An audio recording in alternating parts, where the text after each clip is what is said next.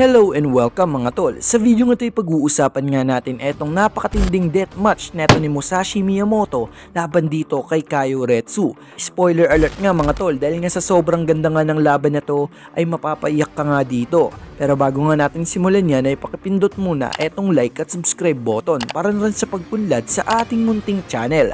At tara, simulan na nga natin etong bakbakan ni Musashi Miyamoto at neto ni Kaio Retsu. Ang chapter na to ay may pamagat na shuriken. Nagsimula nga ang chapter nang magtapat nga etong si Kaio Retsu at etong si Musashi Miyamoto.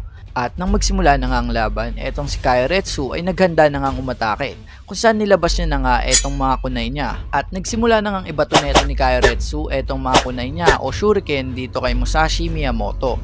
At tulad nga ng ating inaasahan ay inilagan nga lang neto ni Musashi Miyamoto. Basic na basic lang sa kanya. At ang hindi pa nga natin inaasahan dito kung saan etong shuriken o kunay ay sinalungan neto ni Musashi Miyamoto gamit lang ang kanyang kamay. At hindi lang yon, kung saan hinati pa nga sa dalawa neto ni Musashi Miyamoto etong binato na kunay neto ni Kaio Retsu. At matapos nga maubos netong mga shuriken o kunay neto ni Kaio Retsu ay eto nga si Musashi Miyamoto ay tinawag na halimaw. At dito talaga ay naghubad na ng jacket etong si Kaio Retsu. At sa kanyang paghubad ay may nilabas nga siyang armas na parang katulad na lang ng tsako. Ngunit mahaba nga ito at hinagisan niya nga ng buwangin etong si Musashi Miyamoto sa mukha nito at nagdikitan nga ang mga ngipin na nasa sahig. Sabay ngiti nga dito ni Musashi Miyamoto. Sabi niya nga dito, "Una ay shuriken, ngayon naman ay buhangin. Ano na lang ang ibabato mo sa akin sa susunod? Pag naubusan ka na, duduraan mo na lang ba ako o lilipad ka papalayo?" Grabe talaga etong mga sinabi neto ni Musashi Miyamoto. Ngunit etong nga si Kaio Retsu ay hindi nga nagpa-apekto kung saan bigla nga lang itong umatake habang nagsasalita etong si Musashi Miyamoto. Pero nailagan nga neto ni Musashi Miyamoto etong atake neto ni Kaio Retsu. Ngunit meron nga itong surprise attack kung saan hindi niya nga ito nailagan at bumulagta etong si Musashi Miyamoto. Ang weapon nga na gamit dito ni Kaio Retsu ay kakaiba talaga at ito'y tinatawag na Kyusetsubin. O sa English nga ang tawag dito ang The 9-Section Chain Whip. At dahil nga sa ginawa neto ni Kaio Retsu dito kay Musashi Miyamoto ay nagseryoso na nga etong si Miyamoto kung saan nagdugo nga ang ulo neto at etong mga ginagawa ni Kaio Retsu ay pinag-aralan niya na. At ang matindi pa dito, saglit nga lang nakita neto ni Musashi Miyamoto etong kahinaan ng weapon neto ni Kaio Retsu. At matapos nga malaman dito ni Musashi Miyamoto etong kahinaan ng weapon dito ni Kaio Retsu, ay eto nga si Kaio Retsu ay may biglang atake kung saan inilagan nga lang dito neto ni Musashi Miyamoto. At ang mga sumunod pa nga na atake dito ni Kaio Retsu ay sinalag nga neto ni Musashi Miyamoto gamit lang ang kanyang braso kung saan ikinagulat naman neto ni Kaio Retsu. At matapos nga salagin gamit ang kanyang braso ay hinablot nga neto ni Musashi Miyamoto etong armas dito ni Kaio Retsu. Sabay wika nga dito ni Musashi Miyamoto etong armas ni Kaio Retsu ay di kayang kumitil ng buhay. At dagdag pa nga neto, feels like a toy nga daw ika niya. Damn! Kahit nga daw itong mga material na ginamit sa armas niya ay sinabi nga dito ni Musashi Miyamoto na mahina. Sabay ika nga dito ni Musashi Miyamoto, Kaio Retsu, man from China. Parang may katunog made in China. Stop it. Get some help.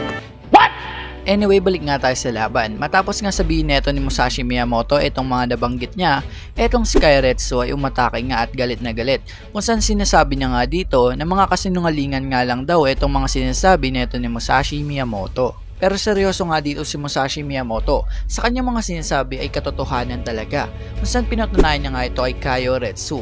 Sa isang swing nga lang ay naputol nga ang kadena nitong armas dito ni Kaio Retsu. At nang maputol nga ang kadena, etong ang si Retsu at etong si Kaku Kaio ay gulat na gulat sa nangyari. Sabay alok nga dito ni Miyamoto sa kanyang katana. Kung saan sinabihan niya nga dito si Retsu, ba't hindi mo gamitin yan? At nang di pa nga tapos magsalita etong si Musashi, ay bigla nga umatake dito etong si Kaio Retsu. Sa isang atake niya nga o dito nga sa surprise attack niya ay bumagsak nga ang tinatawag na isa sa mga pinakamabilis na karakter dito sa anime series na Baki. Bumulagta nga dito si Musashi Miyamoto. Sabay wika nga dito ni Retsu na naiintindihan ko, ngunit ang alamat na katulad mo ay hindi dapat umasta ng ganyan dahil bilang isang martial artist ay hindi kita mapapatawad o ang aking sarili kapag ito'y naging laban na walang kamay. Sabay sigaw nga dito ni Kaio Retsu na tama na ang laro. At ito namang si Musashi Miyamoto ay papatayo pa lang, at sabi nga dito ni Musashi Miyamoto na ayun na lang daw ang chance neto ni Kaioretsu para manalo.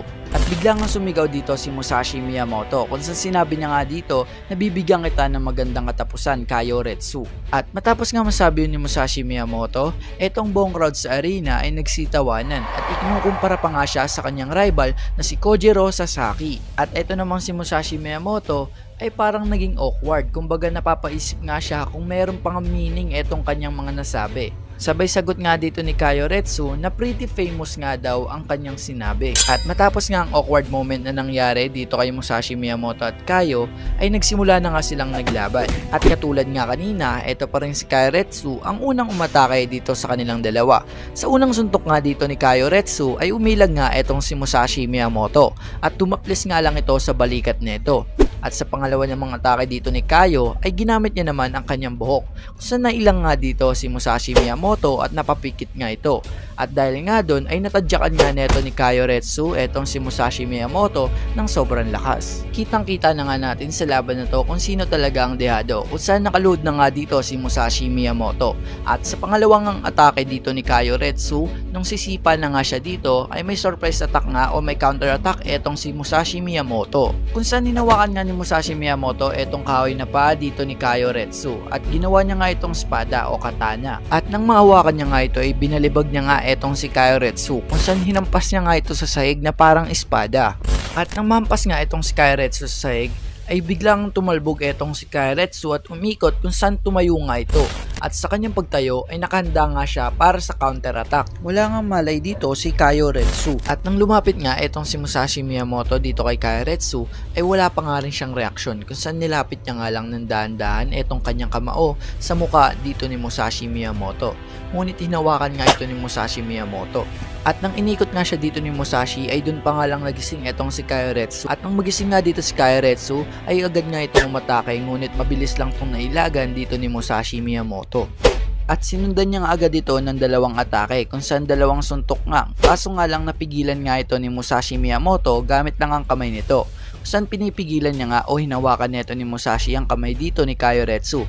At agad itong nag-counter attack, kung saan binalibag niya nga itong si Kaioretsu. Sabay umugot nga dito si Musashi Miyamoto ng espada at wika niya nga dito, "Atoy is still Atoy." Bigla niya nga hinampas niya nga ito sa sahig at nawasak nga ang espada na hawak niya. At kumuha pa nga ng isang espada dito si Musashi at ang sabi niya nga dito, "You can even call this a good kitchen knife." Grabe dito si Musashi, kung saan high quality talaga ang kailangan niyang weapon. At si Kaioretsu naman ay ginaya niya nga ang stance dito ni Baki Hanma, kung saan kinagulat nga ito ng lahat. At kitang kita nga dito kay Musashi Miyamoto na tatapusin na ang laban. At dito na nga nagsimulang umatake si Musashi Miyamoto. At sa paghiwa niya nga dito kay Kaioretsu ay tinigil niya nga ito sa kalagitnaan. At nagalit nga dito si Kaioretsu. Sabay sigaw nga dito ni Kaioretsu, "Bakit ka tumigil sa paghati sa akin? Ba't hindi mo subukang hatiin ako?" Ayun ang mga hamon o mga sinabi dito ni Kaioretsu. Sabay sigaw nga dito ni Kaioretsu na patanong na mababa ba ang tingin mo sa akin? At dun nga napahanga etong si Musashi Miyamoto. At wika niya nga dito, "A true warrior." At matapos nga sabihin ni Kaioretsu ay etong si Musashi Miyamoto ay tinuluyan na siya, kung saan hiniwa na nga siya dito.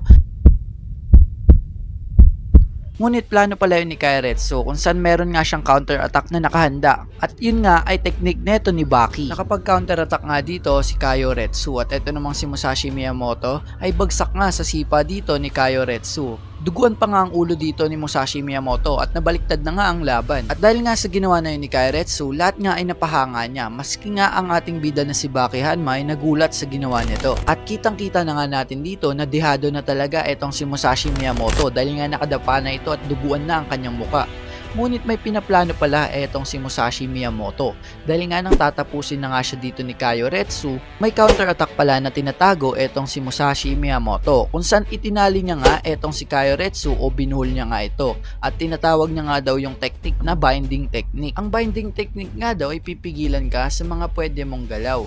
At dito nga kinuha na neto ni Musashi Miyamoto ang kanyang katana. At kala nga ng lahat ay tapos na nga ang laban dito ni Musashi at ni Kaiyoretsu. Ngunit eto nga si Kaiyoretsu ay hindi niya nga tinatanggap ang pagkatalo na yon, kung saan tatanggapin niya lang ang pagkatalo kapag nahiwa na nga siya dito ni Musashi Miyamoto. Saan hiwain niya na o tatapusin niya na dapat ang laban. Ngunit iba nga ang hiniwa niya, hindi nga etong si Kaiyoretsu, kundi ang mga nakatali lang dito. At agad nang humarap dito si Kaiyoretsu at sa kanyang pagharap ay nakabuelo na nga etong si Musashi Miyamoto at nakahanda na ngang hatiin etong si Kaiyoretsu. At eto namang si Kaiyoretsu ay ginamit niya nga dito ang Shaori na nagligtas sa kanya dito nung unang atake ni Musashi Miyamoto. At tinulak nga siya dito ni Musashi Miyamoto. At kita nga natin dito na naputol na nga etong nakakabit sa paa ni Kaiyoretsu.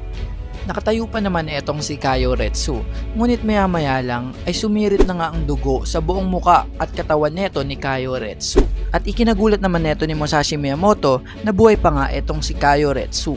At sabay hamon nga ni Kaiyoretsu dito kay Musashi Miyamoto na isa pa nga daw, at this time ay parang may stance na nga siyang ginawa, at yun nga ay may pagkakahawig nga dito sa atake o sa stance neto ni Pickle. At sinasabi nga dito ang stance na to ay wala na nga makakapantay sa bilis neto. At nang atake na nga dito si Kaiyoretsu ay sinalo niya nga etong katana neto ni Musashi Miyamoto gamit ang kanyang kamao. At dahil nga dun ay napigilan niya nga etong katana neto ni Musashi Miyamoto, kung saan ikinagulat naman neto ni Musashi. Sabay sabi nga dito ni Kaiyoretsu na nahuli kita Musashi.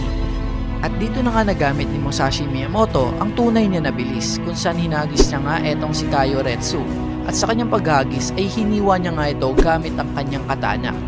At biglang may naalala dito si Kaiyoretsu, kung saan nagtatanong nga siya about dito sa mga weapon, kung matatapos nga ba ang lahat kapag naputol ka na. At lahat nga ng katanungan niya ay nasagot nga sa dulo ng kanyang buhay.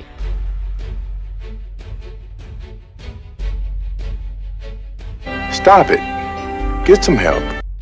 Sorry.